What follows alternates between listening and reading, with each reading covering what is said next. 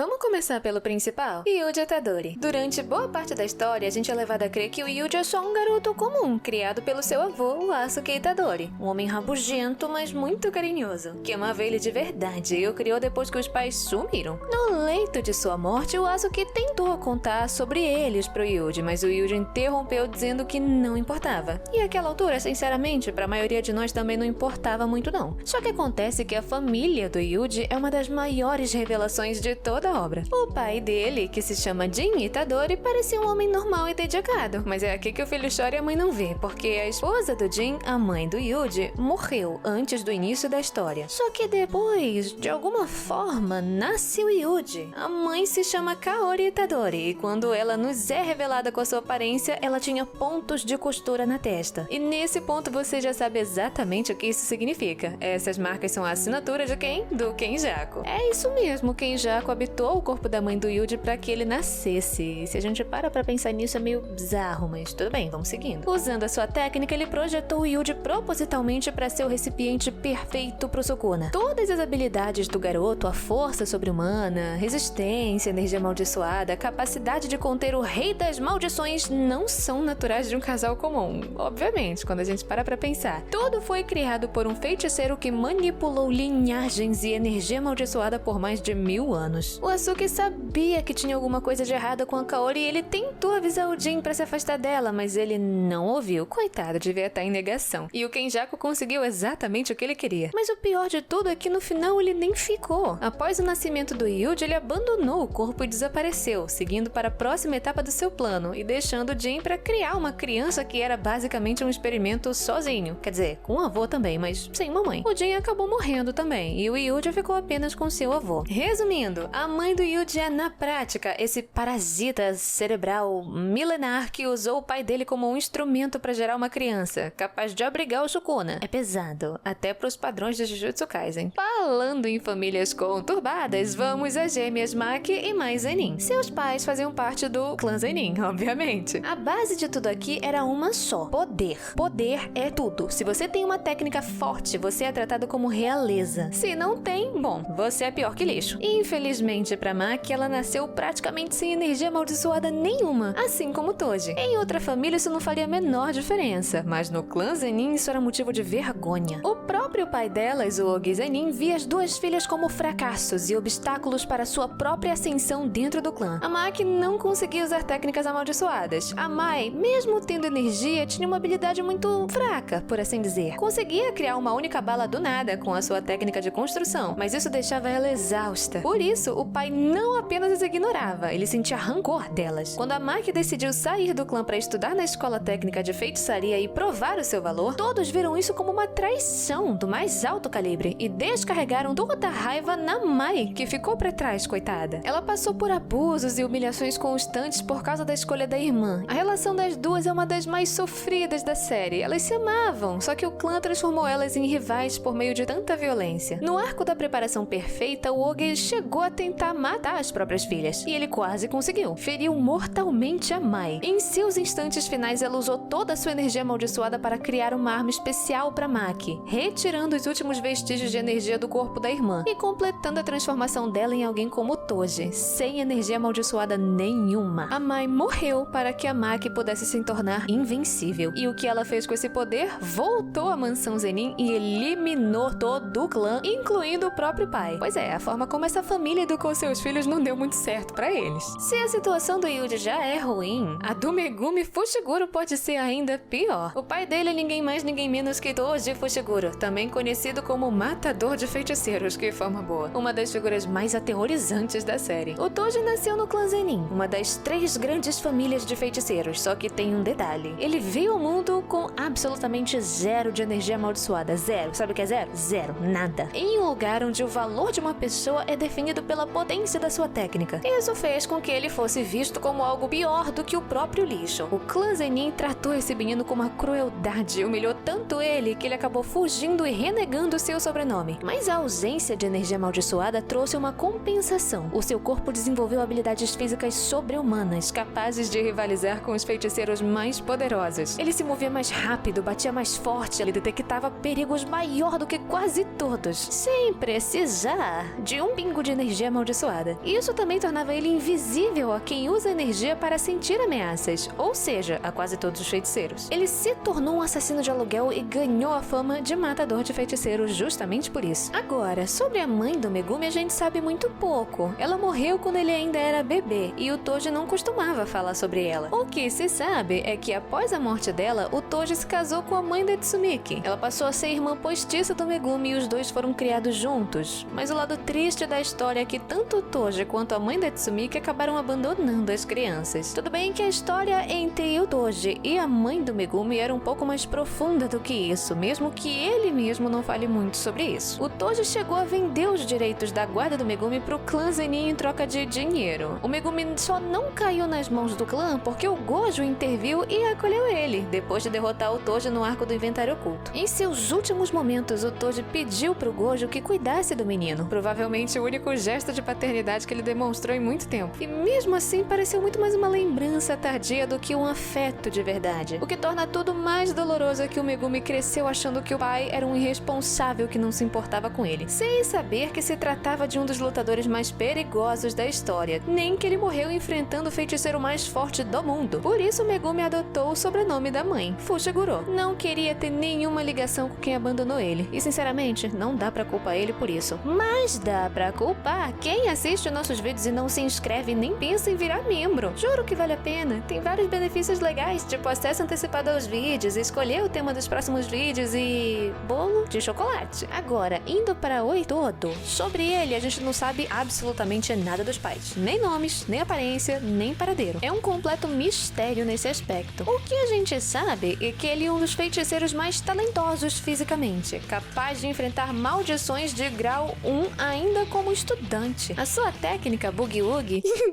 permite trocar de lugar com qualquer coisa que tenha energia amaldiçoada só batendo as mãos. Mas o mais engraçado no todo é que ele não parece se importar nem um pouco com a origem dele. A única ligação que leva a sério é a história imaginária que ele criou com Yuji. Ele passou a considerar o garoto seu melhor amigo desde a escola só porque o Yuji respondeu corretamente uma pergunta sobre o seu tipo ideal de mulher. Meus parabéns aí a quem quer que tenha criado esse homem. Já a família do Yuta é um caso à parte. Os seus pais estão vivos e parecem pessoas normais, o que já torna ele diferente de quase todos os outros personagens. A tragédia da vida do Yuta não veio deles, mas de Rika Orimoto, a sua amiga de infância e o seu primeiro amor, que morreu em um acidente de carro bem diante de seus olhos quando ambos eram crianças. O sofrimento do Yuta foi tão forte que ele amaldiçoou inconscientemente o espírito da Rika, transformando ela em um espírito amaldiçoado de grau especial, ligado a ele. Isso fez com que ele fosse visto como uma das pessoas mais perigosas do mundo de feiticeiros. Isso antes mesmo de sem nem saber o que era energia amaldiçoada. Incapazes de entender ou lidar com o sobrenatural que cercava o filho, os pais acabaram se afastando. O Yuta ficou isolado, alvo de bullying e classificado como se fosse uma grande ameaça pelos superiores, que queriam executar ele sem mais nem menos. Quem salvou o dia mais uma vez foi o Gojo, que matriculou ele na escola técnica e o ajudou a controlar o poder de Rika. Ou seja, os pais biológicos podem estar vivos em algum lugar, mas quem realmente salvou a vida do Yuta foi o Gojo. Parece que ele acabou sendo um pai adotivo de quase todo mundo da história. Ainda tem muitos personagens pela frente, mas antes de falar do Gojo, vamos falar de alguém um pouco menos conhecido, o Chozo e as Pinturas da Morte. Chozo, Ezo e Keitsu são 3 das 9 Pinturas da Morte, e a origem deles é uma das histórias mais sombrias de Jujutsu Kaisen. Há muitos anos, uma mulher cujo nome nunca foi revelado foi submetida à força a experimentos com um espírito amaldiçoado. O resultado foram 9 crianças híbridas, metade humanas, metade espíritos amaldiçoados, que foram seladas como objetos amaldiçoados e guardadas como se fossem coisas descartáveis. Não nasceram, não foram criadas, apenas escondidas. Mesmo assim, o Chozo desenvolveu um amor imenso pelos irmãos. Para ele, todas as 9 Pinturas da Morte eram sua família, e seu único objetivo era protegê-las. Quando Yuji derrotou o Ezo e o Keitsu no arco das Pinturas da Morte, o Chozo jurou vingança. Mas eis a reviravolta. Durante o confronto com Yuji em Shibuya, ele de repente passou a ter memórias de que Yuji era seu irmão. E veja bem, isso não foi um engano, como Kenjaku comandou os experimentos das Pinturas da Morte e também foi quem deu origem ao Yuji, eles são parentes por meio dele. O parasita cerebral é, na prática, a mãe dos dois, por assim dizer. Ao descobrir isso, o Chozo mudou de lado na hora e se tornou um dos maiores protetores de Yuji, chegando a se sacrificar na batalha final para salvar ele. Descanse em paz. Ele nunca teve paz de verdade, nunca teve infância, ficou mais mais de um século preso em um recipiente e mesmo assim se tornou um dos melhores irmãos mais velhos da série. Pra alguém que havia matado 2 dos seus irmãos. Isso é meio comovente, vai. Muito bonitinho. Agora, a família do Inumaki também nunca apareceu, mas a gente sabe que ele pertence ao clã Inumaki.